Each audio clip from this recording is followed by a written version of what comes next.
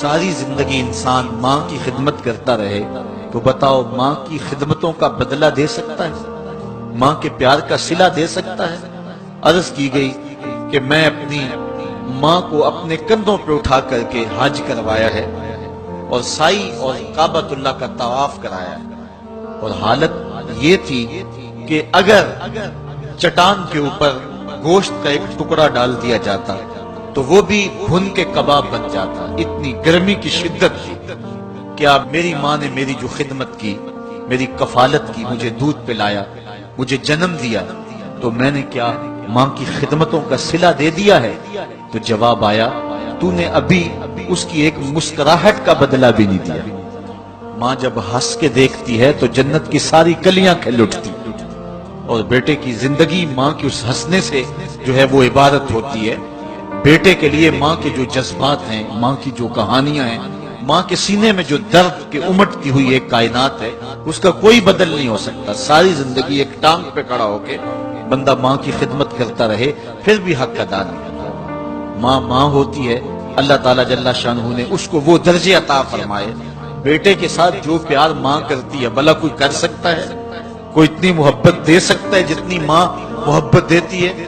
ساری زندگی بھی انسان ان محبتوں کا بدل دینا چاہے تو نہیں دے سکتا، چونکہ ماں کے پیار کا کنارہ ہی کوئی نہیں۔ ماں کی محبت کی گہرائی اور گہرائی کو کوئی ناپ ہی نہیں سکتا۔ سمندر کے پاتال تک تو شاید کوئی پہنچ گیا ہو، لیکن ماں کے پیار کا کنارہ آج تک کسی کو نہیں ملا۔ اللہ تعالیٰ نے اس کے سینے میں دھڑکتا ہوا جو دل رکھا ہے اور تڑپتی ہوئی جو ممتا رکھی ہے، وہ ایک مثال بنی ہوئی ہے کہ کسی نے کسی کو کہا کہ میں تیرے پہ راضی تب ہوں گی کہ اگر تو اپنی ماں کا کلیجہ نکال کے لے آئے۔ اس بدبخت نے اپنی اس محبوبہ کی خواہش کو پورا کرنے کے لیے اس اقدام کی تیاری بھی کر لی، اور جا کے ماں کا سینہ چیرا اور اس کا کلیجہ نکالا، اور اپنی اس محبوبہ کی خوشنودی کے لیے تیز تیز آ رہا ہے کہ میں اس کو دکھاؤں کہ میں نے یہ کارنامہ بھی سر انجام دے دیا اور یہ چوٹی بھی سر کر لی ہے۔ تو تیزی سے آ رہا تھا، راستے میں ٹھوکر لگی، جب گرا تو کہتے ہیں ماں کے کلیجے سے آواز ہے پتر چوٹ تو نہیں آئی ہے؟ یہ ماں کے پیار کا روپ ہے، یہ ماں کی محبت کا انداز ہے۔ دنیا والوں، ماں کی قدر کو ضائع نہ کرنا، ماں کے پیار کو اور اس کی محبت کا صلہ دے تو نہیں سکتے، لیکن ساری زندگی ماں کی نوکری کرنا اور اپنے باپ کی زندگی کے اندر کبھی بھی نافرمانی نہ کرنا، یہ سعادت مندی اور خوش نصیبی ہوتی ہے۔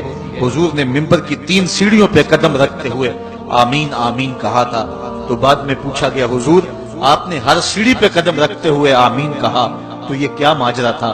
فرمایا جبریل آئے تھے، انہوں نے مجھے کہا تھا اس شخص کی ناک خاک آلود ہو جو ماہ سیام رمضان المبارک کو پائے اور پھر کثرت عبادت سے اپنی بخشش نہ کروا سکے، تو میں نے آمین کہا۔ پھر کہا اس شخص کی ناک خاک آلود ہو جو والدین کو بڑھاپے میں پائے اور جنتی نہ ہو سکے ان کی خدمت کر کے، تو میں نے آمین کہا۔ پھر جبریل نے کہا اس شخص کی ناک خاک آلود ہو جس کے سامنے آپ کا ذکر کیا جائے اور آپ پر درود نہ پڑے، تو میں نے آمین کہا۔ تو وہ شخص کتنا بد نصیب ہے جو والدین کو ناراض کر لیتا ہے۔ میں کہتا ہوں ساری کائنات ماں کے قدموں تلے ہے، بلکہ میرے محبوب نے جنت کو ماں کے قدموں تلے قرار دیا۔ الجنت تحت اقدام الامہات، جنت ماں کے قدموں تلے۔ ماں اتنا پیار کرتی ہے کہ جس کا کسی ترازو پہ تول نہیں ہو سکتا، اور اس کے پیار کا صلہ بدلہ ساری زندگی خدمت میں بھی گزار دیں۔